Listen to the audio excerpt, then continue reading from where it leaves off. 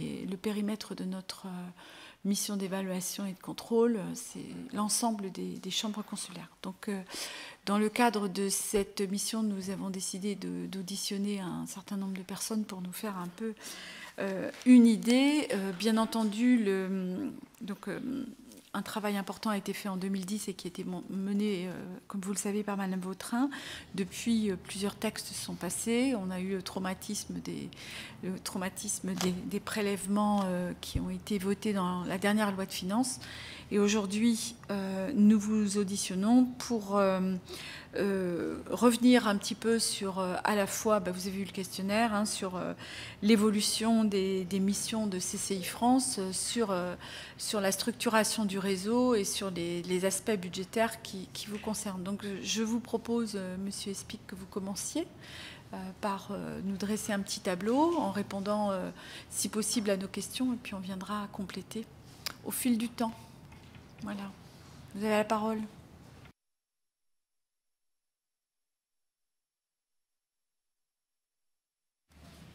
Merci. J'ai pas prévu de discours entre guillemets introductif ou de présentation introductive, puisque je raisonnais plutôt dans le cadre d'un échange questions-réponses. Ce que je peux peut-être vous dire, si ça n'a pas été dit par les personnes qui ont été auditionnées, c'est juste, quand on parle de chambre consulaire, il faut bien avoir à l'esprit, et ça évite les biais de raisonnement, que certes ce sont des établissements publics, mais on ne peut pas raisonner par transposition, par analogie totale avec des établissements publics de droit commun. Juridiquement d'ailleurs on les qualifie d'établissements publics sui generis, parce qu'ils ont un certain nombre de caractéristiques qui tiennent au fait qu'ils sont dirigés par des élus professionnels, qui tiennent au fait qu'il n'y a pas de dialogue de gestion en tant que tel avec leur tutelle, avec l'État, même si tout cela évolue avec les textes récents sur les conventions d'objectifs. Il n'y a pas de commissaire du gouvernement, il n'y a pas de comptable public, c'est un élément très important et on pourra y revenir parce que c'est un élément qui a compté dans le cadre de la préparation de la loi de finances 2015. Et le contrôle, et la tutelle, en fait, dans ces conditions, est plus une tutelle quelque part qui s'assimile à un contrôle de légalité de certains actes, tel qu'on peut le connaître pour les collectivités territoriales, qu'à une tutelle de type EPA de droit commun, qu'à une tutelle sur ce qu'on appelle les opérateurs. D'ailleurs, ce ne sont pas des opérateurs tels que le ministère du Budget les considère au titre d'un certain nombre de critères et d'indices. Voilà. Donc c'est vrai que traditionnellement, comme on a tendance à raisonner par analogie avec les établissements publics de droit commun, on peut s'étonner parfois aussi des relations de tutelle et qu'il peut y avoir avec l'État, de la forme que prend cette tutelle. Voilà, c'est simplement rappeler ce contexte juridique, historique aussi, qui s'explique aussi par l'histoire de ces établissements et qui explique beaucoup de choses, y compris dans la négociation d'ailleurs avec les réseaux. Merci. Je vais peut-être enchaîner, puisque vous disiez à juste titre qu'on pouvait quelquefois être surpris des relations avec la tutelle. Et donc, moi, je vais vous demander comment vous jugez l'évolution des chambres, et notamment des CCI, depuis la réforme de 2010. Quelle est votre lecture, en fait, et selon les informations qui peuvent être les vôtres, quelle est la lecture de la réforme de 2010? Est-ce qu'il y a pour vous des exemples avérés de réformes abouties, ou à l'inverse, est-ce qu'il y a pour vous des exemples d'échecs qui posent problème? Est-ce que, d'autre part, vous avez l'impression qu'il y a eu des économies potentielles qui ont pu être faites, alors aussi bien dans la démarche CCIR, CIT-CCIR, que vis-à-vis de CCI France? Est-ce que vous, aujourd'hui, vous voyez les relations avec CCI France et l'organisation de CCI France différentes? Enfin, quelle est votre vision sur le sujet?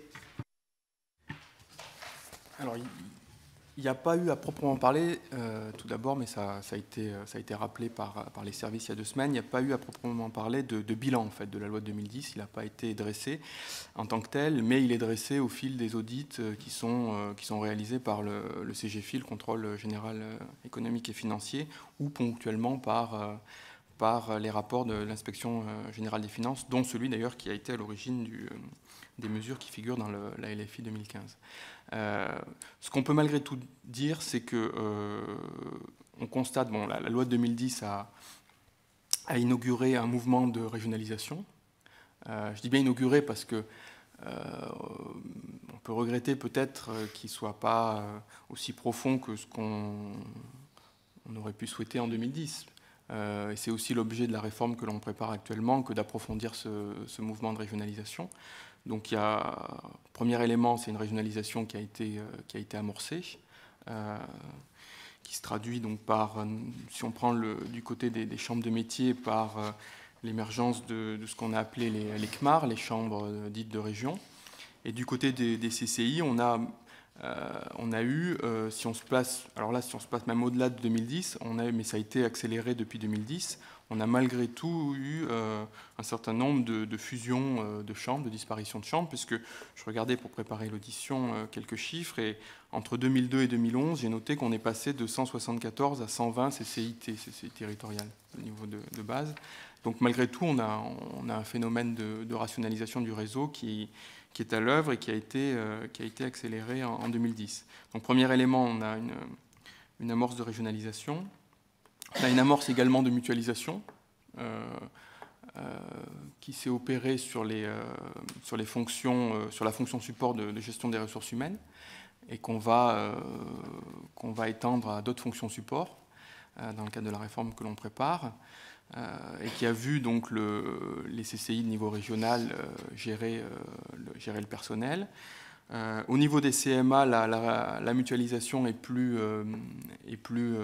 prononcée, si je puis me permettre, et s'étend à des domaines de compétences plus larges que la seule gestion des ressources humaines.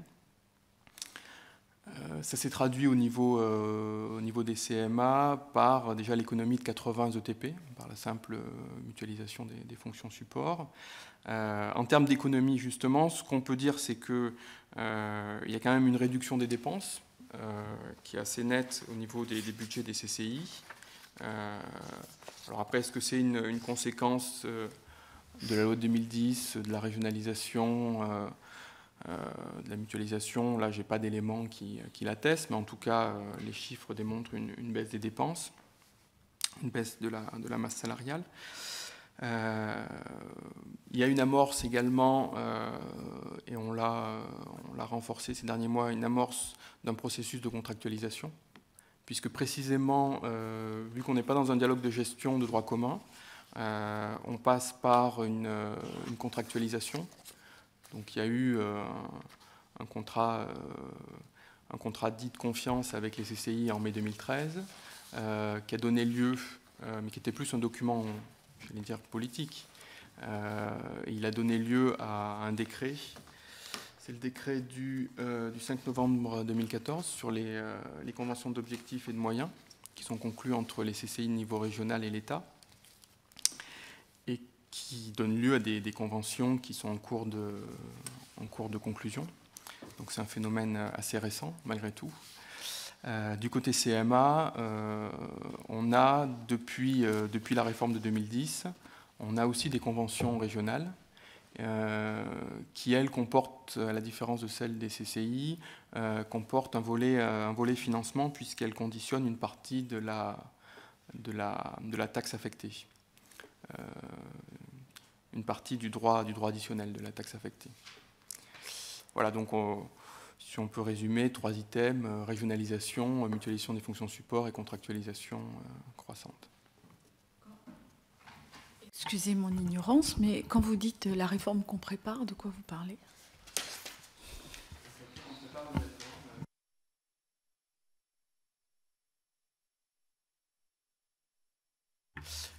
Oui, effectivement, on prépare une réforme qui tire les conséquences d'une part de la réforme territoriale et de la création de ce qu'on peut appeler les super-régions, mais qui va au-delà de cette réforme institutionnelle pour justement, dans le prolongement de la loi de 2010, amorcer une étape supplémentaire en termes de régionalisation, de mutualisation des fonctions support. Et à ce stade, vous en avez déjà parlé avec, par exemple, CCI France ?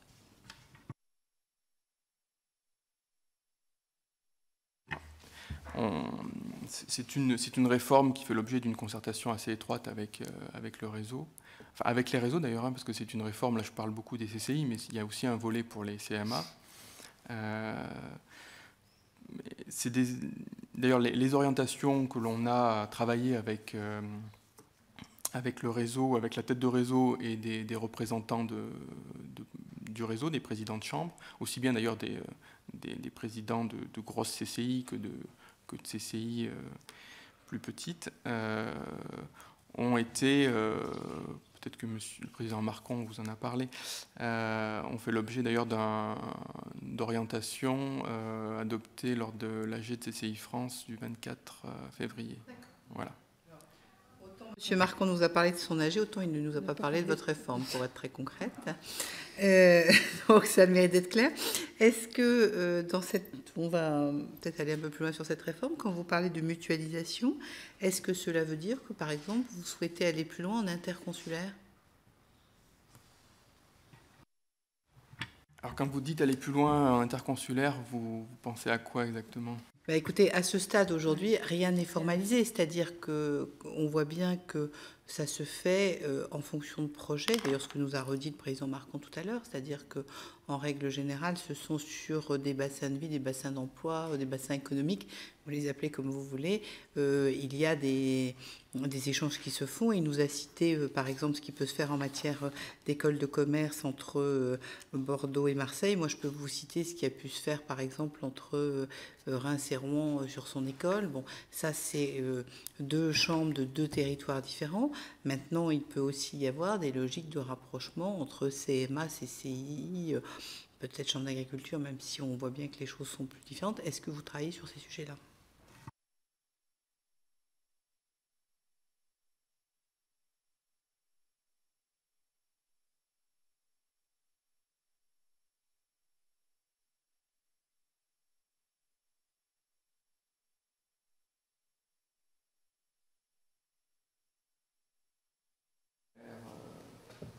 Oui, excusez-moi.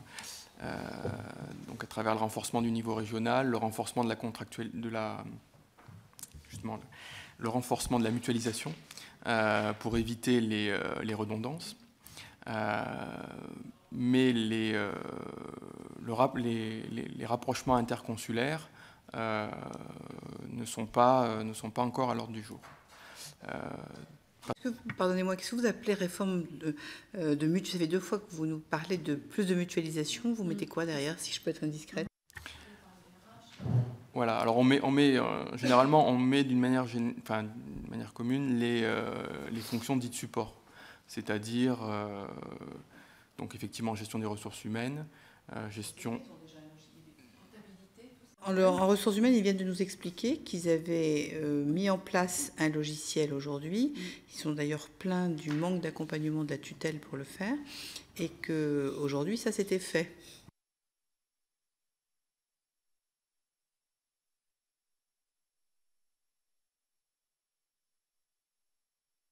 Un logiciel commun, c'est indépendant de l'exercice de la compétence de gestion. On peut avoir le même logiciel au niveau départemental, au niveau départemental ou territorial, et au niveau régional, et pour autant ne rien régler en termes de redondance. Donc l'idée, c'est vraiment que la gestion des ressources humaines ne soit faite sur un seul point, de même que la gestion budgétaire, comptable, financière, la passation des marchés publics, la communication, par exemple, tout ce qu'on peut assimiler aux fonctions support, et qui représentent aujourd'hui une charge considérable pour les CCI. Et c'est là que des économies peuvent être faites, pour les CCI et les chambres de métiers d'ailleurs. Et donc votre idée, c'est d'aller sur une régionalisation plus prescriptive, en d'autres termes, c'est-à-dire cette fois-ci d'acter le fait que les choses se passeraient au niveau régional ? Exactement.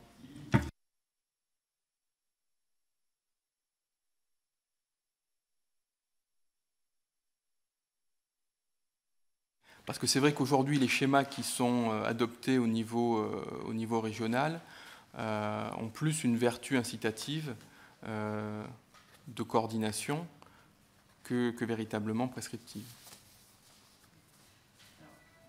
Oui, tout à l'heure, M. Marcon nous a, en faisant une sorte de bilan de 2010, il nous a dit qu'il pensait que la difficulté, c'était qu'aujourd'hui, les schémas n'étaient pas prescriptifs, on se croirait dans la loi NOTRe, et que donc, il serait important qu'ils le deviennent plus. Et je crois que là, en fait, et qu'il y avait besoin, effectivement, d'une modification législative. Donc, je pense que ce qu'il appelait modification législative lue par lui, ça donne préparation d'un texte vu par vous, ce qui, je pense, nous permet de raccrocher les wagons, en fait.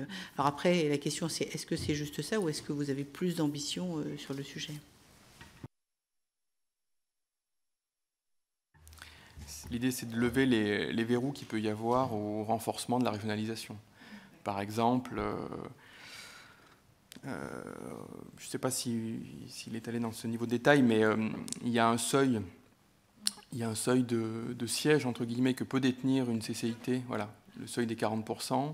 Il y a une réflexion qui est en cours pour faire sauter alors qui a été adopté par CCI France.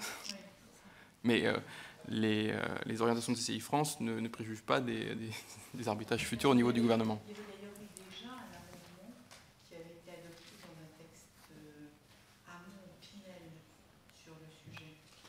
L'année dernière ou l'année d'avant. Je ne l'ai pas en tête, là. Si, il y avait eu dans un texte, je crois que c'était un texte Pinel. Ouais. Tout à fait, parce que le sujet, c'était justement parce qu'il y avait un blocage, qui était un blocage pour accéder au niveau CCIR, il y avait un problème de représentativité, pardonnez-moi, et donc il y avait eu, et le gouvernement avait accepté un amendement sur le sujet pour pour faciliter cette approche de régionalisation.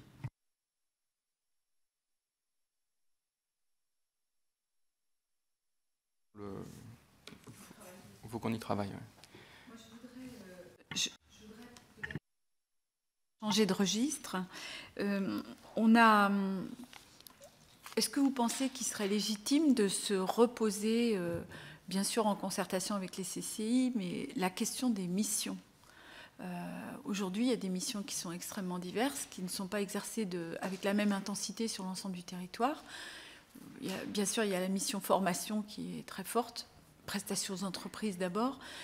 Certaines chambres gèrent des zones d'activité. Enfin bon, est-ce qu'il y aurait lieu, et est-ce que vous travaillez à ça, de se reposer la question de la formation ? Deuxièmement, je voudrais savoir aussi si, c'est un sujet complètement différent, mais si pour vous, la péréquation est réellement bien effective et pertinente entre les chambres, ce qui est une forme de péréquation au fond, hein, puisque chacune contribue à CCI France et puis CCI France apporte il y a quand même un lien entre également descendants. Donc je voudrais savoir ce que vous en pensez, puisque vous nous annoncez votre réponse. Je suis étonnée. Voilà. Alors, il n'est pas prévu une revue des missions en tant que telle. Je pense que sur les missions, la question qui peut se poser, c'est effectivement les redondances avec d'autres intervenants locaux, de type région, agence, voilà. Et ça, la voie à explorer, et qui d'ailleurs est déjà largement utilisée, c'est les schémas régionaux de développement économique, par exemple, ou d'aménagement et développement du territoire, des conseils régionaux, et auxquels participent, de par la loi, de par les textes, les chambres consulaires. Ça, c'est un outil, c'est l'outil de coordination des interventions entre les différents opérateurs, qui soient collectivités territoriales ou chambres consulaires ou agences économiques adossées à ces opérateurs. Deuxième élément, c'est vrai qu'après, il appartient aussi à chaque CCI, et c'est aussi le principe d'autonomie de chaque CCI ou chaque chambre de métier, mais c'est plus valable pour les CCI qui gèrent des concessions, et on touche là au principe d'autonomie de ces chambres, effectivement d'avoir une offre qui corresponde aux besoins économiques du bassin. du bassin d'emploi, etc. Et là-dessus, je pense qu'il faut laisser une certaine liberté, dans un cadre général qui est défini, mais il faut laisser une certaine liberté aux chambres pour adapter justement leur offre à la proximité. Donc si on prend l'exemple d'ailleurs du décret du décret du 5 novembre 2014 que je citais tout à l'heure sur les conventions d'objectifs et de moyens, on liste un certain nombre d'items, mais si vous lisez ce décret, vous verrez qu'il y a une très grande liberté qui est laissée aux chambres en termes de définition ensuite des actions qu'elles peuvent conduire dans le cadre de ces items. De même que dans la définition des indicateurs d'activité de performance, un arrêté va les fixer, mais là encore, c'est un menu dans lequel les chambres peuvent puiser. Voilà, sur la péréquation, je vais peut-être laisser David. Oui, juste quelques éléments sur la péréquation. Il y a effectivement un mécanisme qui organise la péréquation à l'échelle infrarégionale, car la taxe transite par la CCIR. Il n'y en a pas entre régions, puisque ce qui arrive à la CCIR est déterminé. Donc là, il y a effectivement une capacité dans la réaffectation de la ressource fiscale à avoir une forme de priorisation, à avoir une forme de péréquation. Il n'y a pas de seuil ni maximal ni minimal, ni règle automatique de répartition, ce qui fait que certaines CCI, notamment petites, souhaiteraient qu'il y ait un socle minimal, mais en l'état, il n'y a pas de telles règles qui contraignent la répartition de la ressource fiscale par la CCIR aux CCI infradépartementales. Par ailleurs, sur les questions de péréquation, ce qu'on peut dire, c'est que on s'est posé la question, notamment dans le cas du prélèvement du fonds de roulement de la loi de finances pour 2015. On a créé, au-delà de cette capacité, qui est une capacité en flux chaque année de le faire, de répartir entre CCI d'une même région le prélèvement. Elles auraient pu le faire, aucune chambre n'a souhaité le faire. Certaines l'ont fait par un biais qui est juste du transfert entre elles, des bilatéraux. Donc on a créé par là un nouvel mécanisme de péréquation spécifique à cet effort lié au prélèvement sur le fonds de roulement. Au-delà de ça, il y a juste effectivement ce mécanisme de répartition. Après, sur la question de savoir s'il est bien utilisé ou s'il est pertinent, je crois que comme sur beaucoup de questions du réseau consulaire, quand on écoute un panel de CCI, on a toutes les situations des CCI qui se plaignent, qui ont d'excellentes relations avec leur CCIR, on a l'impression que tout ça se passe en très bonne intelligence, d'autres qui vont jusqu'à des formes de contentieux avec la CCIR parce qu'elles estiment qu'elles n'ont pas la ressource qui serait justifiée. Donc je pense qu'il y a autant de situations que de régions dans la pertinence de cette répartition-là. Que si on revient sur les aspects financiers qu'on a évoqués longuement avec vos collègues du budget, et notamment sur 2 points, puisqu'on voit bien qu'il y a 2 mesures en fait qui sont parallèles, mais qui pour le coup se rejoignent au sens non mathématique du terme, puisque à la fois il y a le prélèvement sur fonds de roulement, mais il y a également la baisse de la taxe sur une trajectoire de 3 exercices. Et la question qui a été posée à vos collègues du budget, qui n'avaient pas forcément d'ailleurs les réponses, c'est comment ont été anticipées ces décisions, puisque on voit bien que finalement le prélèvement sur fonds de roulement est de l'argent qui avait été versé par les entreprises pour une activité économique sur un bassin d'emploi qui est clairement parti ailleurs que vers les entreprises, puisqu'il est parti combler le déficit de l'État. Et de l'autre côté, en ce qui concerne la baisse de la taxe, la question qu'on peut se poser, c'est est-ce que vous avez anticipé les conséquences de cette baisse de la taxe affectée sur les missions? Et je relis ma question avec la question qu'on vous a posée sur les missions, parce que est-ce que cette évolution et la trajectoire ne va pas générer les chambres à abandonner un certain nombre de leurs missions pour finalement se concentrer vers des missions qui, entre guillemets, sont des missions qui sont moins génératrices de dépenses ou au contraire génératrices d'activités financières? Parce qu'on voit bien, et c'est ce qui nous a été dit, nous avons demandé d'ailleurs à CCI France de nous donner un tableau précis. Les conséquences semblent quand même lourdes pour un certain nombre de chambres. On nous parle de chambres qui, à la fin de l'exercice 2015, auraient des situations de cessation de paiement potentielle, et on nous explique qu'il y a une division par 2 du nombre de projets d'investissement, avec un exemple très précis, par exemple à Clermont-Ferrand, sur un campus qui ne se fera pas. Donc des choses assez concrètes qui aujourd'hui sont mesurées par CCI France. Donc dans la réflexion qui est la vôtre aujourd'hui, est-ce que vous avez intégré ces paramètres? peut-être pour revenir, donc, à votre demande, nous avons transmis le rapport de l'IGF. Donc, il y a effectivement deux choses. Il y a, dans l'exercice qui a été conduit, dans les réflexions, il y a la question du prélèvement et la question de la ressource. Quand on regarde l'analyse des trajectoires, notamment des fonds de roulement des CCI sur les années précédentes, ce que remarque la mission, c'est qu'il y a eu une ressource fiscale qui a excédé les dépenses des CCI, qui a conduit mécaniquement à une accumulation du fonds de roulement. Et donc, ça signifie qu'à mission constante, à dépenses constantes, on a une ressource fiscale qui peut être abaissée. En réalité, quand on regarde les propositions et l'analyse qui a été faite par les inspections, en dehors des questions vraiment des quantums, si on regarde juste la décomposition, il y a 3 éléments de baisse de taxes de ressources qui sont possibles. Il y a le premier élément qui est ce qui est excédentaire par rapport à ce qui est nécessaire à mission constante. Il y a un deuxième sujet qui est, il y a des règles comptables qui veulent que la ressource fiscale ne soit pas utilisée notamment pour financer du concurrentiel. Et à cet égard, l'IGF signale et estime un montant de subventions croisées qui est non compatible avec les règles comptables qui encadrent les champs. Donc ça fait une deuxième composante. Et il y a une troisième composante, de l'effort, de la possibilité de réduction de la ressource fiscale qui correspond à des évolutions structurelles, typiquement liées aux efforts de mutualisation des moyens, voire de régionalisation ou de fusion de CCIT, enfin des efforts structurels. Donc on a vraiment ces 3 composantes-là. Ce qui a été proposé, et en se basant sur ces quantums-là, c'est le premier effort de baisse de taxes. Il est calibré au vu des chiffrages pour s'occuper des 2 premières parties, ce qui était excédentaire et contribuait à une augmentation du fonds de roulement d'une part, et ce qui correspondait à de la porosité entre des sections budgétaires qui n'auraient pas dû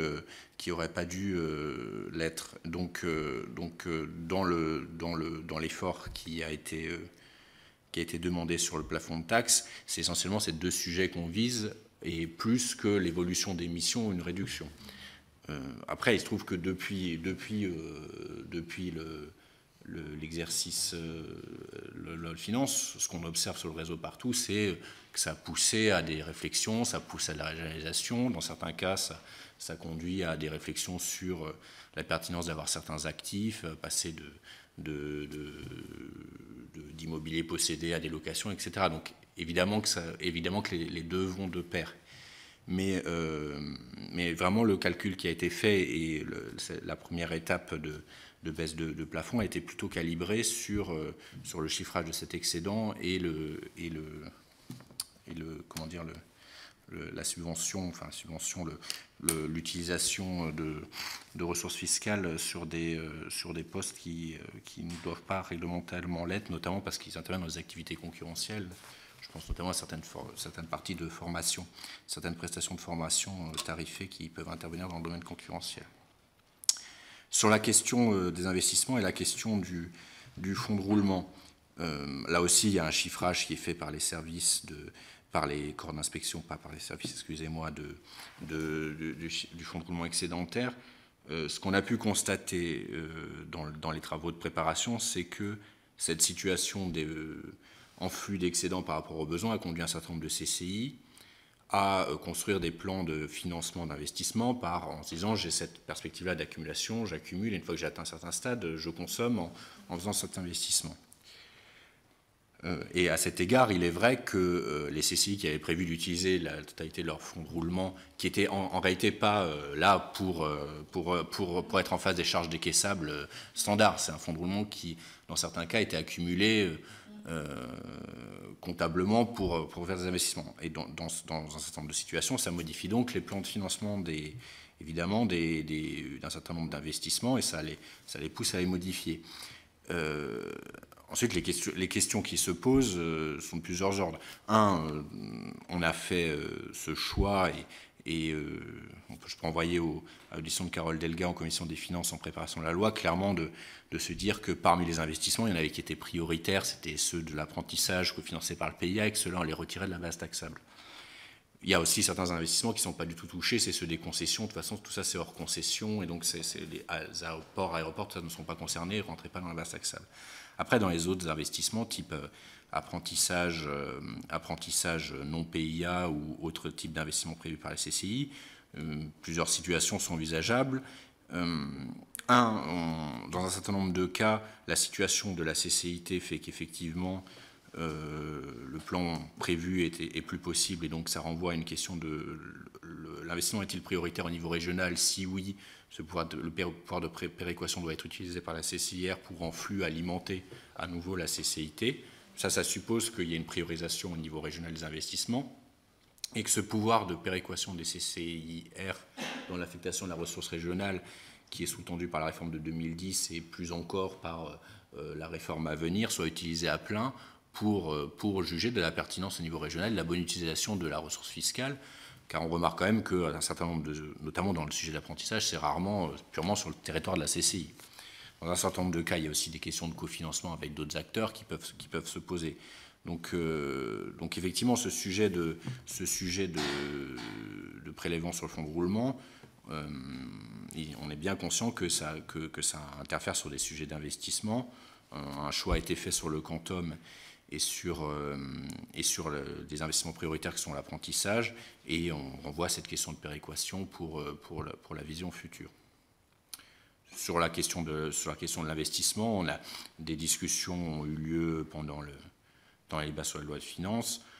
Sur cette question, on s'est trouvé dans une situation un peu compliquée de manque de visibilité sur les données et sur la réalité des plans d'investissement, qui renvoie à la fois à des questions purement pratiques, qui est que malgré le fait que les CCI soient contraintes réglementairement par une approbation de leurs comptes et une transmission à la tutelle, celle-ci n'avait été fait que très marginalement, enfin 40% seulement avaient respecté les délais, donc on n'avait pas les données qui permettaient d'avoir cette visibilité-là.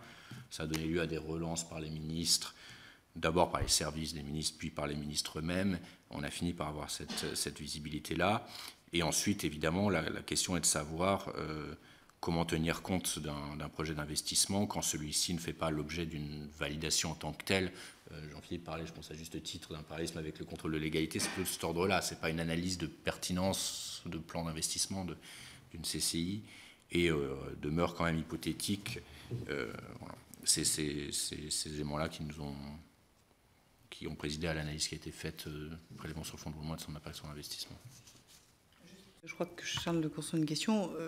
Un seul commentaire, c'est que tout n'est pas hypothétique. C'est pour ça que nous, on a demandé très précisément un tableau, chambre par chambre, pour réellement mesurer ce qui ne se réaliserait pas en fonction, de toute façon, à ce qu'on voit vraiment les choses. Parce que je crois pour pouvoir mesurer, on a besoin d'éléments précis, de faits, de chiffres, pour pouvoir ensuite discuter du constat.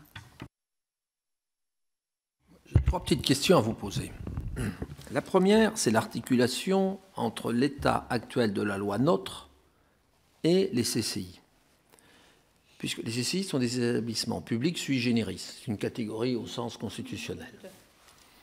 Les régions aussi, parce qu'elles sont des collectivités territoriales, mais par le principe de spécialité, on va transformer par la loi NOTRe en quasi-établissement public les régions. Et on leur donne la compétence en matière économique. D'où la question, comment va s'articuler dans le schéma régional l'action des CCI, enfin du réseau CCI, CRCI, et notamment des CRCI, par rapport à ce schéma. En d'autres termes, est-ce qu'on ne pourrait pas avoir des situations dans lesquelles le Conseil régional adopte un schéma et dans lequel les chambres de commerce ne peuvent plus intervenir? Je prends le schéma limite. Bon. Parce qu'à ma connaissance, on a rajouté dans des amendements la possibilité, avec avis, le fameux schéma régional, il y aura un avis des CCI, certes, mais c'est un avis. Ouais. Alors, comment ça s'articule? Première question. Deuxième question, on a voté cette loi, il y a déjà quelques mois, sur la réorganisation des régions. Est-ce qu'on va fusionner les CCIR pour les mettre en adéquation avec le périmètre des 13 régions?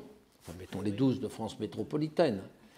Parce que comment on va faire dans le schéma régional? Si prenez le Grand Est, pour prendre l'exemple cher à Catherine, hein, on est 3 régions, donc 3 CCIR.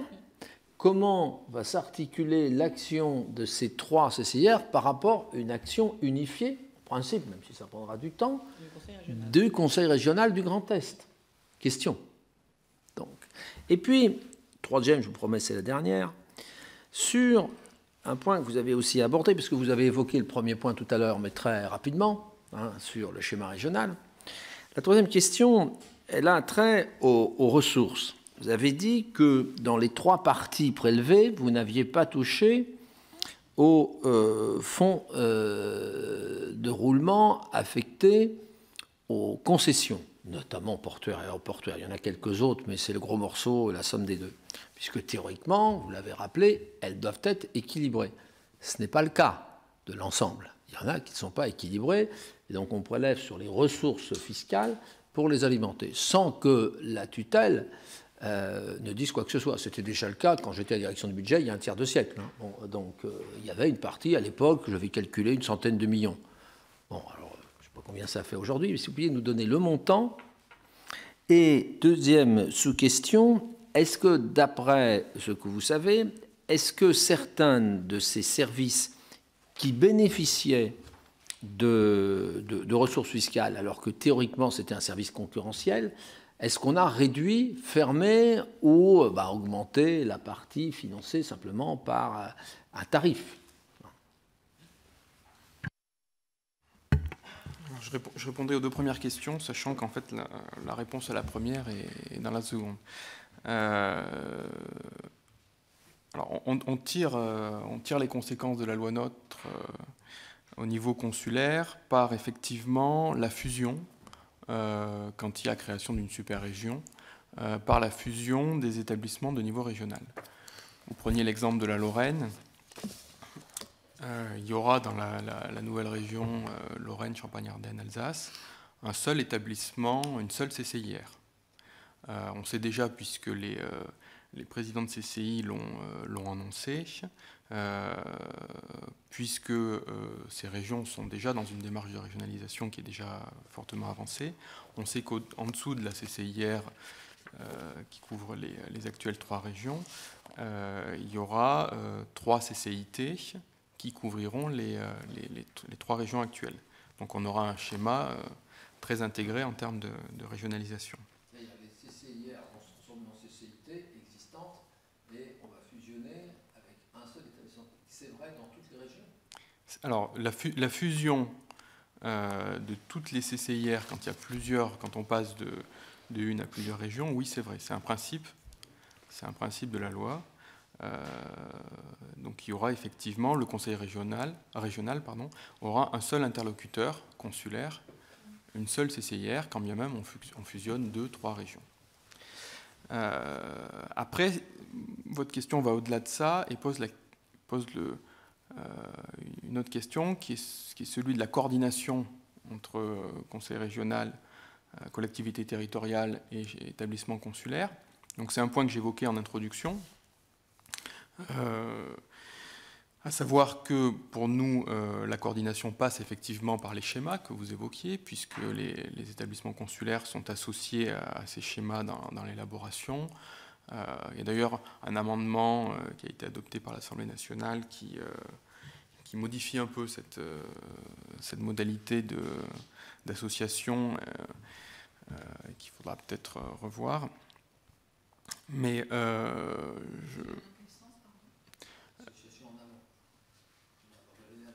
j'ai cru comprendre qu'en fait, on passait justement d'un amont à un aval.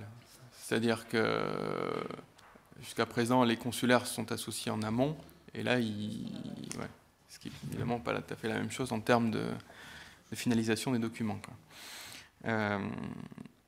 Après, si on veut aller plus loin en termes de coordination dans le sens de la prescription, on a quand même un obstacle juridique, c'est que, comme vous le disiez, ce sont des établissements publics nationaux, sui generis, d'un côté, des établissements publics locaux de l'autre. mais ils ont un principe commun, même s'ils ont beaucoup de différences, et je l'ai rappelé notamment par rapport aux établissements publics de droit commun en introduction, ils ont un principe commun, c'est l'autonomie, et qu'il est très difficile de créer une relation hiérarchique, exactement, entre deux établissements publics. On l'a vu d'ailleurs à l'occasion de la préparation de la réforme de 2010, où on a voulu renforcer les pouvoirs en fait, de coordination de la tête de réseau, et où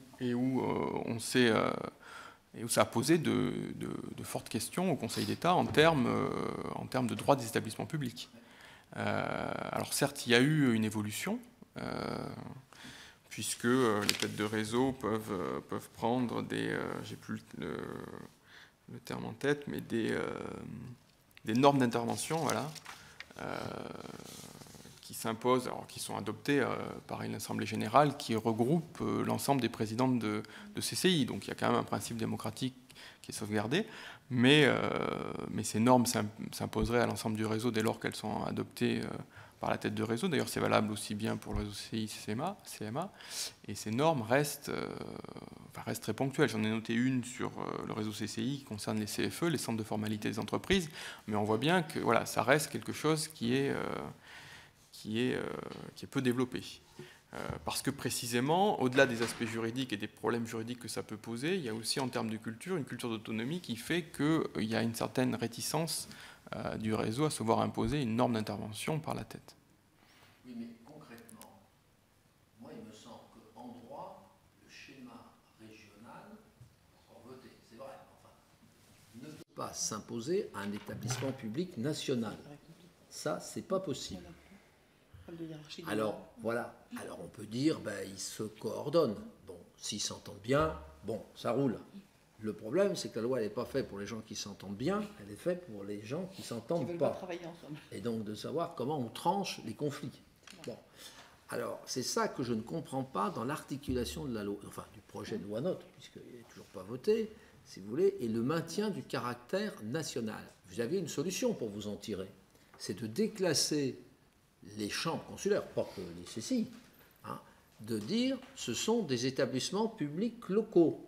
Mais ils sont à ce moment-là sous l'autorité du Conseil régional. C'était une position, mais qui juridiquement au moins tenait la route. Je ne sais pas si ça aurait été voté, voilà. Mais je ne vois pas comment le schéma va pouvoir s'appliquer à un établissement public national. Ça ne me paraît pas possible.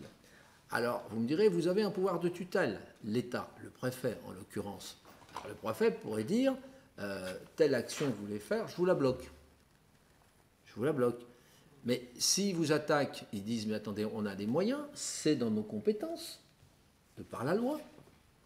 Donc, vous voulez m'objecter un schéma régional qui est un acte découlant d'une collectivité territoriale. Mais vous ne pouvez pas me la poser. Donc ça va faire des chicayas. C'est ça ce que je n'arrive pas à comprendre. C'est que le problème, me semble-t-il, n'est pas réglé juridiquement. Et d'ailleurs, j'en tiens pour preuve qu'il n'y a pas de disposition consulaire dans la loi NOTRe. La question a pu se poser.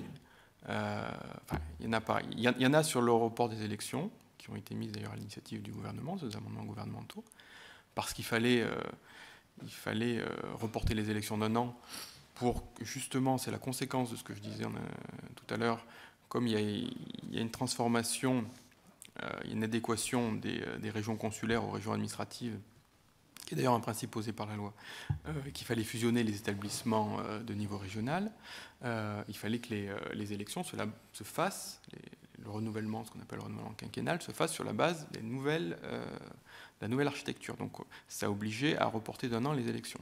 Donc là, il fallait 2 amendements qui ont été pris, l'un pour le réseau des CMA, l'autre pour le réseau des CCI. Mais hormis ces dispositions réglementaires, il n'y a effectivement pas de disposition consulaire dans la loi NOTRe, parce que précisément, c'est un établissement public de l'État et qu'on n'a pas souhaité, enfin d'ailleurs, ça n'a pas été, ce que je disais en introduction, ça n'a pas été même en réflexion, en faire des établissements publics locaux. Voilà. Mais vous voyez bien, le problème n'est pas résolu. Il y aura...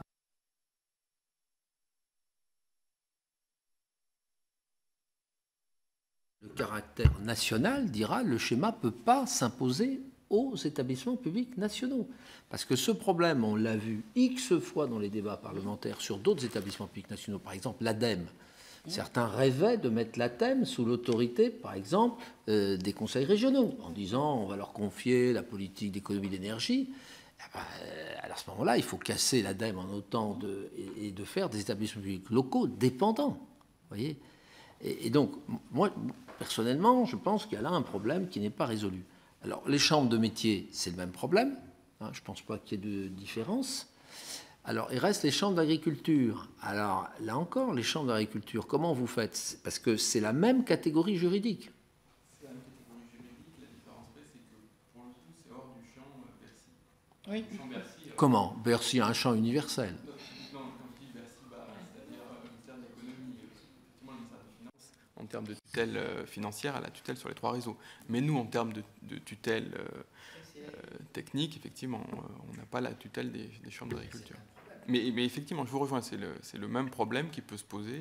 D'ailleurs, ils ont un point, un ancrage commun au niveau législatif, c'est la loi de 52 qui règle la question des statuts des personnels.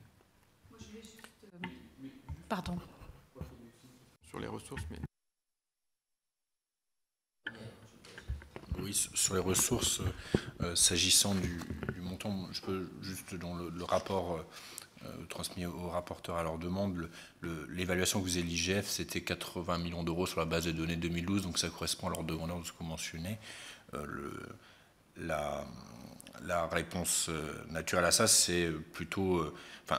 ça ne renvoie pas au fait de ne plus faire ces activités-là, mais comme elles sont marchandes et tarifées, à augmenter les tarifs pour compenser ce montant-là. C'est d'ailleurs, s'il y a une interdiction de financement, c'est bien parce que c'est des activités qui sont dans le champ concurrentiel, et il y a des concurrents purement privés, et il est bien naturel qu'une CCI ne puisse pas proposer une prestation en face, en concurrence, avec un tarif, entre guillemets, subventionné.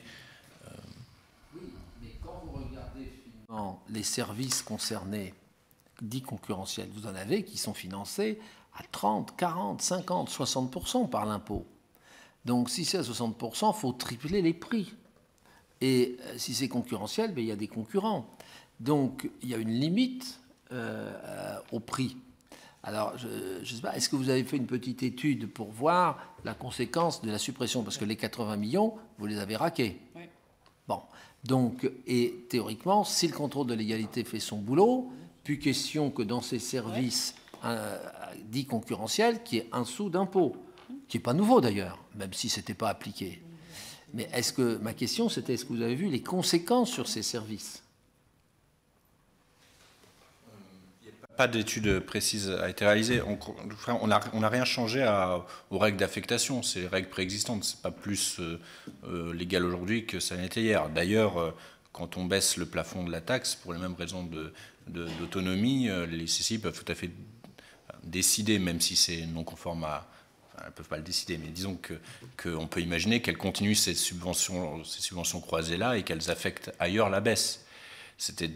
Donc, quand j'évoquais cette question de décomposition, il n'y a pas évidemment d'affectation en disant cette baisse-là, vous l'affecterez à ça. La seule remarque, c'est que dans le quantum qui a été choisi, en se référant à ces éléments qui sont des éléments de réflexion pour éclairer le gouvernement dans ses décisions, on dit qu'effectivement, sur ces activités-là, elles peuvent être compensées par une augmentation des prix. Mais nous, on n'a pas fait d'études particulières sur poste par poste, CCI par CCI, de combien il faudra augmenter et quels en seraient les impacts. Mais ce qui veut donc dire que très concrètement, moi je me mets à la place de l'entreprise machin, qui est une entreprise ressortissante d'une CCI. Cette entreprise machin, elle a prélevé une taxe dont aujourd'hui une partie, pour un montant total au niveau de notre pays de 500 millions d'euros, a été récupérée par l'État pour aller financer les déficits publics. Et en plus, cette entreprise machin, elle utilisait les services d'un port ou d'un aéroport pour ses activités.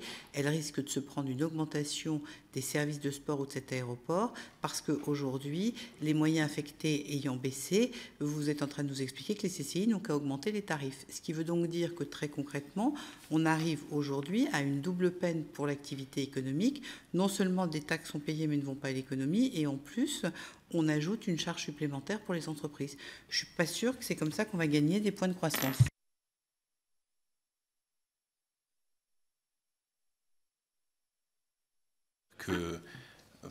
J'entends la question du report de charges. Néanmoins, les taxes additionnelles, soit CVAE, soit CFE, elles sont destinées à financer le service général. Donc peut-être elles étaient utilisées pour d'autres services qui bénéficiaient aux entreprises, mais en tout cas, légalement, elles n'ont pas bénéficié à ces activités-là. C'est l'état de la réglementation. Après, il y a la question de se confronter avec les faits, et je suis d'accord avec vous qu'il est connu, et ça ne date pas de hier, qu'il y a ces transferts-là. Complémentaire sur cet aspect. C'est quel outil de contrôle vous disposez pour vérifier l'étanchéité? Parce que théoriquement, il doit y avoir des budgets annexes pour chaque concession. Mais certaines ne sont pas des concessions. Par exemple, dans le domaine du conseil aux entreprises, c'est un domaine concurrentiel. Bien sûr. Bon, une partie était financée sur l'impôt, en concurrence avec les autres. Donc, est-ce que de quels moyens vous disposez et de quelles sanctions vous disposez pour interdire le financement par l'impôt de ces services concurrentiels? Moi, pour éviter je voudrais aussi participer à ce débat. Je pense quand même que les prestations aux entreprises ça fait partie d'une tarification indépendamment du prélèvement sur l'impôt. Et donc, je pense qu'on y verrait plus clair et on serait moins dans les hypothèses si on savait, et on l'a demandé à CCI France, si on savait exactement la répartition et l'affectation des ressources des chambres.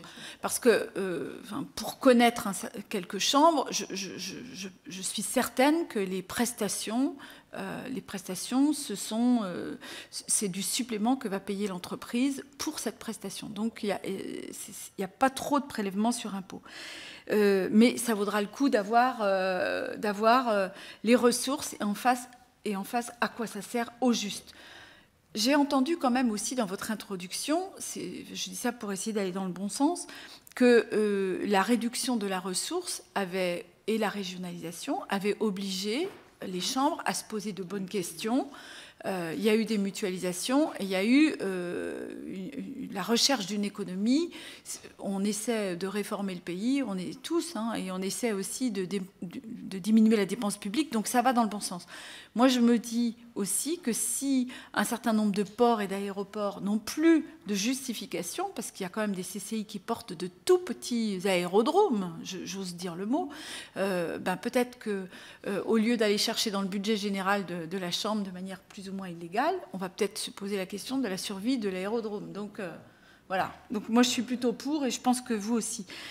Je voudrais, moi, revenir sur les schémas régionaux, parce que les schémas régionaux, à ma connaissance, existent déjà dans beaucoup de régions.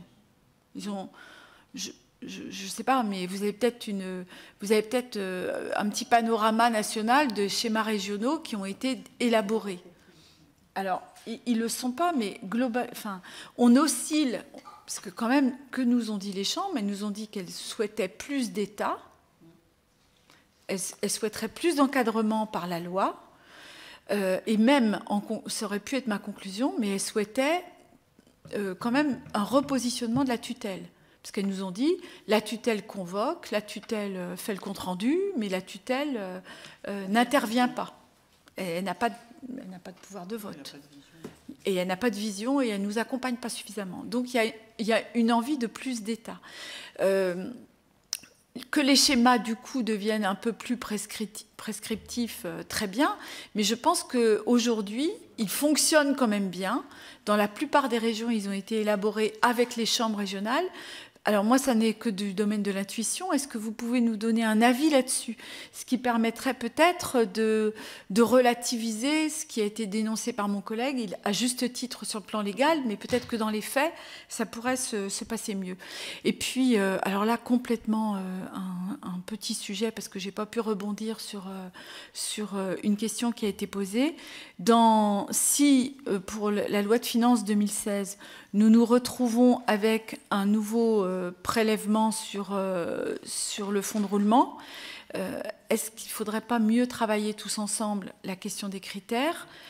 On a parlé notamment de la pesée économique. Je pense que pour nos collègues de l'ensemble des commissions économiques et finances, ce serait intéressant de savoir ce que ça regroupe exactement. Et j'ai compris que ça n'avait pas été réévalué depuis 2010. Est-ce qu'on compte faire une réévaluation de ce critère-là en 2015? Alors j'ai conscience que ce n'est pas du tout du même niveau de question, mais je suis restée un peu sur ma faim par rapport à ces critères.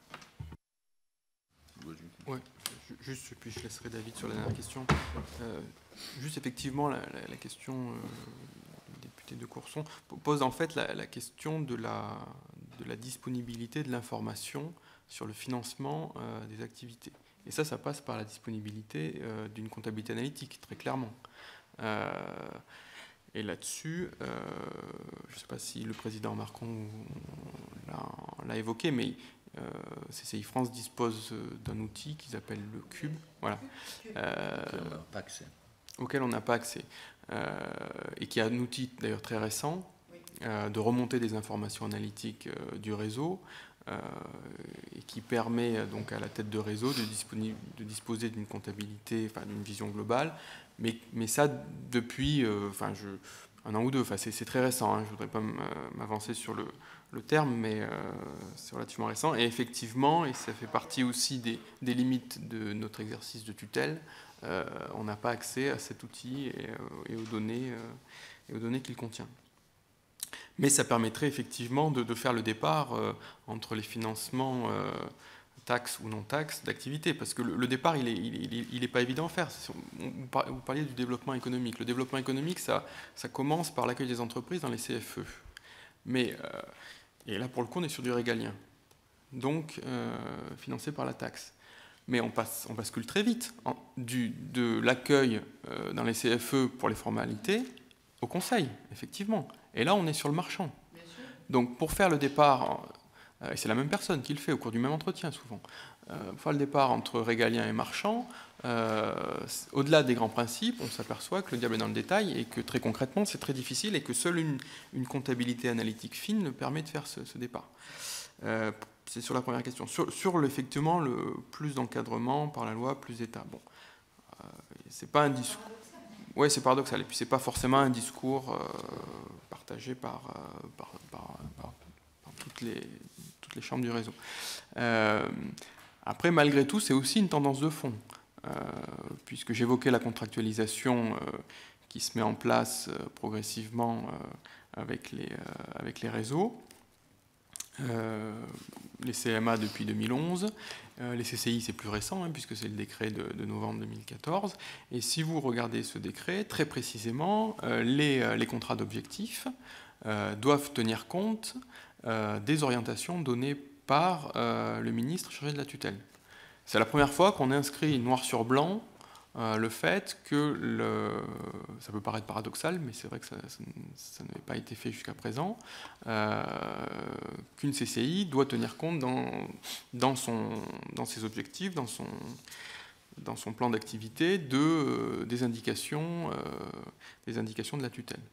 Voilà, donc on progresse effectivement dans le renforcement de l'inscription des chambres consulaires et singulièrement des CCI dans la dynamique des actions de politique publique de l'État. Je vais laisser David sur la...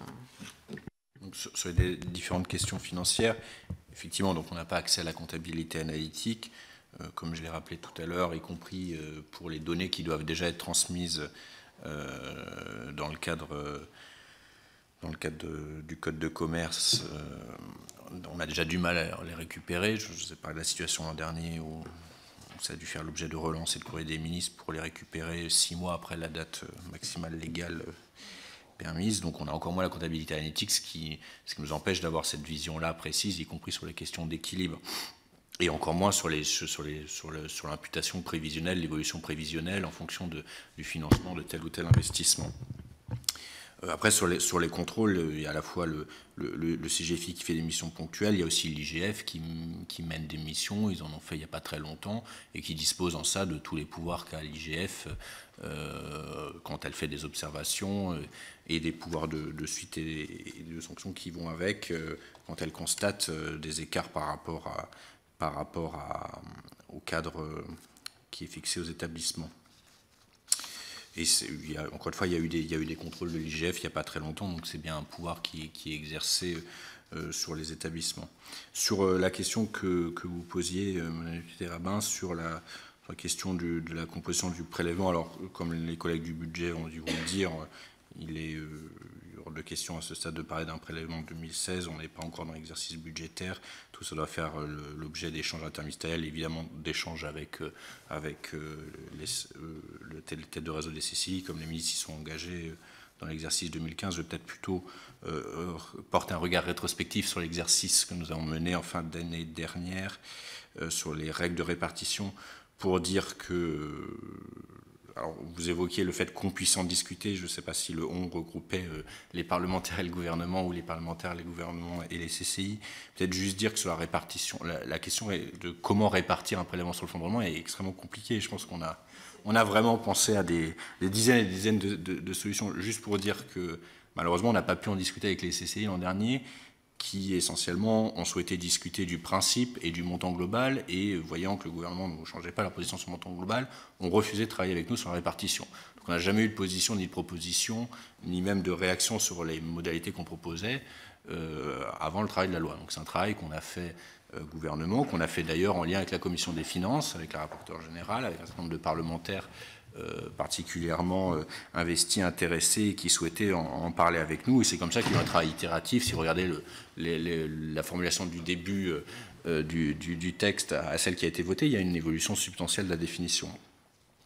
Vous évoquiez des critères de pesée économique. Sur la question du fonds de roulement, j'ai évoqué tout à l'heure la question des investissements de l'apprentissage qui ont été ressortis de la base taxable. Quand même, la première chose qui a guidé notre réflexion, c'est de se dire que cette accumulation de fonds de roulement était très différente dans les différentes CCI. Et donc, qu'en réalité, le premier critère de contribution d'une CCI à l'effort de 500 millions, ça devait être sa propre accumulation à son petit niveau de fonds de roulement. C'est pour ça que dans la règle finale qui est décidée, le premier critère qui compte, c'est ça, c'est la capacité d'une CCI. On peut être une grosse CCI et être à l'équilibre, après avoir accumulé beaucoup de fonds de roulement. Alors même si on est une grosse CCI, c'est au sens où j'ai beaucoup de ressources fiscales et donc j'ai un coefficient de pesée économique important, j'ai pas accumulé beaucoup de fonds de roulement, et donc à ce niveau-là, il n'est pas légitime de prélever sur le fonds de roulement, qui d'ailleurs peut ne pas exister du tout. Inversement, je peux être une CCI plus petite et avoir une grosse accumulation, et donc à ce moment-là, c'est logique qu'elle contribue.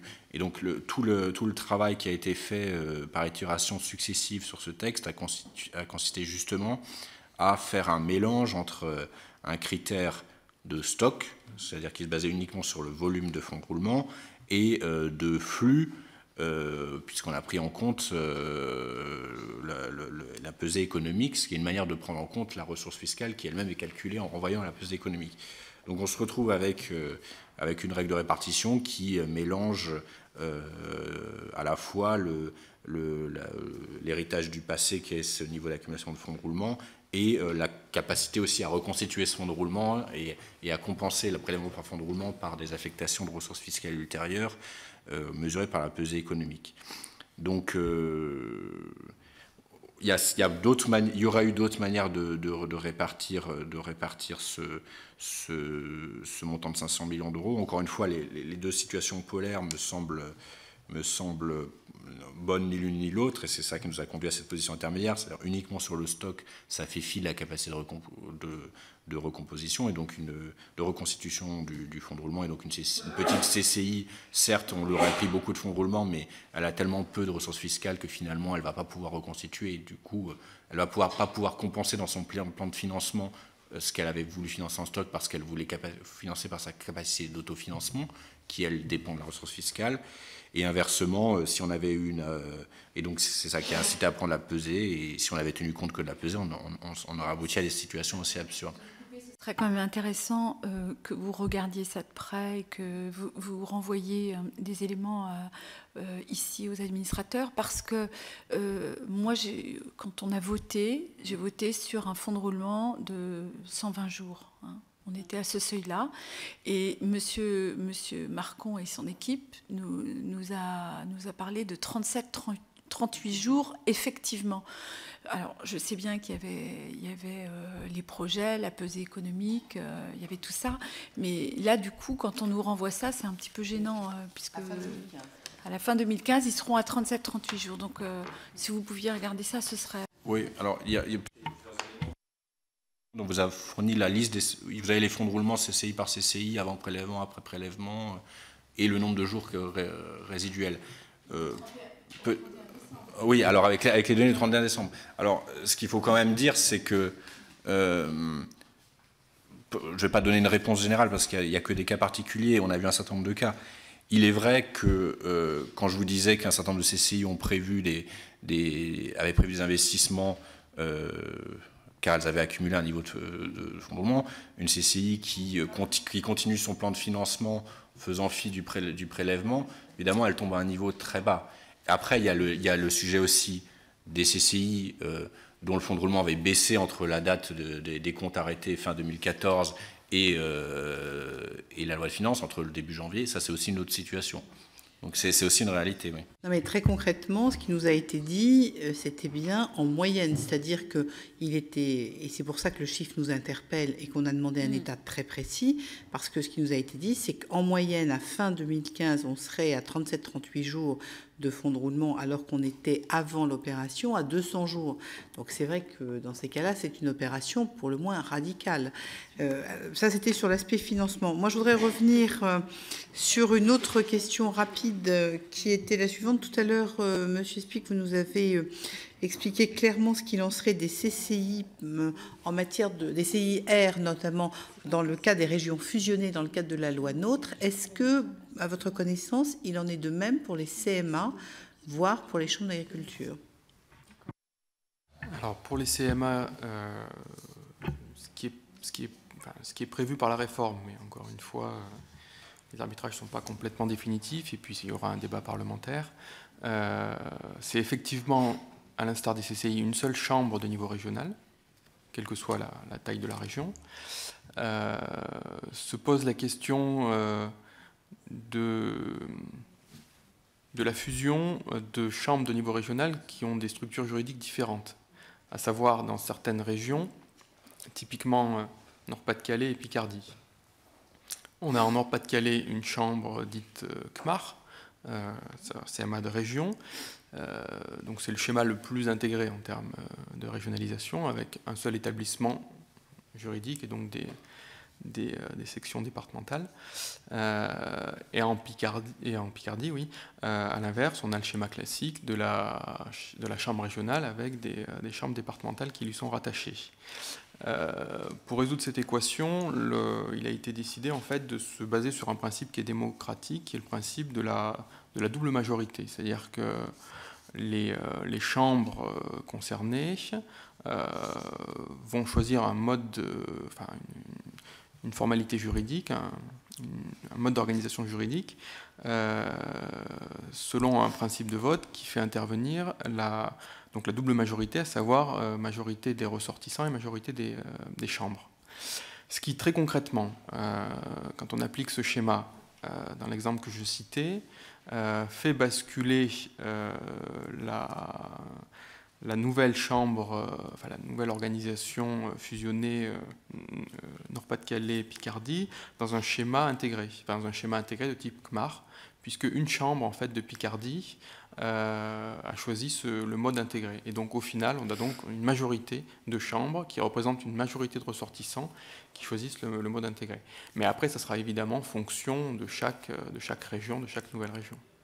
Voilà. Et on va également, pour répondre complètement à votre question, on va également renforcer la mutualisation et clarifier les textes sur la mutualisation des fonctions support même si là, il y a, enfin, le niveau de mutualisation était relativement avancé. Ah ben, les chambres d'agriculture, c'est toujours la même réponse, je suis désolé, mais voilà, j'ai pas d'éléments. Ouais. Juste sur les données, peut-être pour rappeler, effectivement, dans la règle de répartition, il y avait 2 composantes, une qui était sur l'excès des 120 jours mesurés au dernier compte validé et une sur la règle de pesée économique. Pour répondre à votre question, on ne passe pas de 200 jours à 37 jours, enfin, je ne sais pas d'où vient le chiffre fin 2015, par le prélèvement sur le fonds de roulement, de toute manière, vu la règle qui est écrite dans la loi, sauf si, effectivement, entre 1er janvier 2015, peut-être, sauf si, effectivement, après, la question, qu'est-ce qui est financé par prélèvement sur le fonds de roulement, et puis également la question de savoir si, effectivement, quelle est l'évolution de l'utilisation de la ressource fiscale avec le trend de diminution. Peut-être juste dire que les données fin 2015, on les a fin 2016 avec le système de validation. Donc je ne serais pas capable de... J'entends. Mais effectivement, moi, dans les cas particuliers qu'on a eu à regarder, effectivement, il peut y avoir des cas où le fonds avait déjà baissé entre le 1er janvier et puis la date de la finance, et puis il y en a d'autres où c'est une question de qu'est-ce qui va être financé par le prélèvement sur le fonds de roulement et en quoi ce planning-là est modifié ou non suite au prélèvement.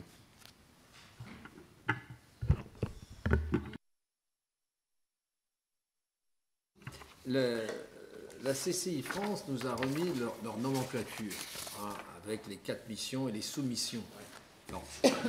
Est-ce que, si on s'appuie sur cette nomenclature, vous êtes capable de cocher telle sous-mission concurrentielle, telle sous-mission non concurrentielle? C'est un exercice délicat.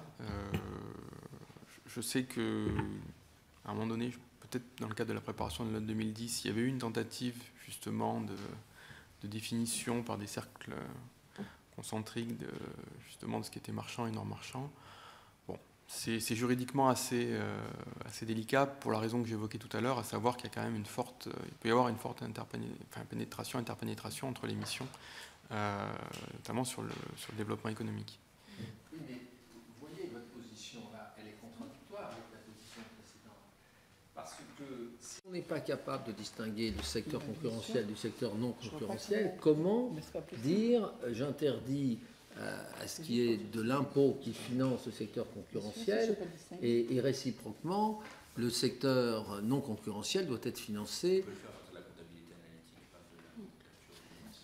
Oui, mais rien, ils ont sorti ce tableau que vous avez certainement, qui est quand même très intéressant, qui montre quelle est la part à chaque soumission. Voilà, hein, c'est intéressant. Il y a la part de la TFC dans chacune des missions et sous-missions. On l'a eu tout à l'heure. Je pense que, mais j'en ai pas connaissance, mais je pense que précisément c'est un tableau qui a été établi sur la base de la Cube qu'on vous citait tout à l'heure et qui est donc l'outil de comptabilité analytique global consolidé dont dispose Météo France et auquel on n'a pas accès. Mais il sert précisément à ça, à savoir faire une affectation de ressources par mission de manière très fine. Le chiffre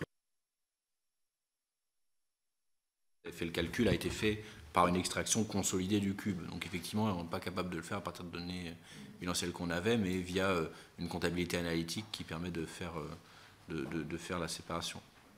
Prenez les écoles de commerce.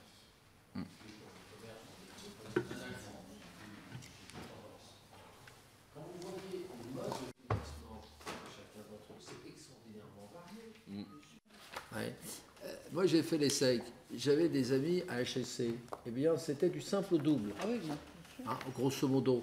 C'est-à-dire que la Chambre de commerce de Paris donnait 2 fois plus à l'élève, au groupe HSC, parce qu'il y avait Subdeco Paris, il y avait etc., qu'à l'ESSEC, qui lui était alimenté par la Chambre de commerce du Val d'Oise. Donc, enfin, je donne ces exemples-là. Et puis à Reims, du temps où c'était autonome, bon, c'était encore une situation différente. Non, mais ça a d'ailleurs été une des raisons pour lesquelles la CCI, le statut a changé, c'était justement parce qu'à un moment, s'est posé la question du financement. Et pourquoi est-ce qu'aujourd'hui, il y a des rapprochements d'écoles, tu regardes Bordeaux-Marseille ou tu regardes Reims-Rouen, parce qu'elles arrivent comme ça à maintenir leurs écoles à un niveau qu'une chambre régionale de petite taille ne pourrait pas supporter financièrement. concurrentiel, non concurrentiel ou concurrentiel mais autorisé dans la limite de X%. Et puis après, tu as un autre élément qui est l'élément aménagement du territoire.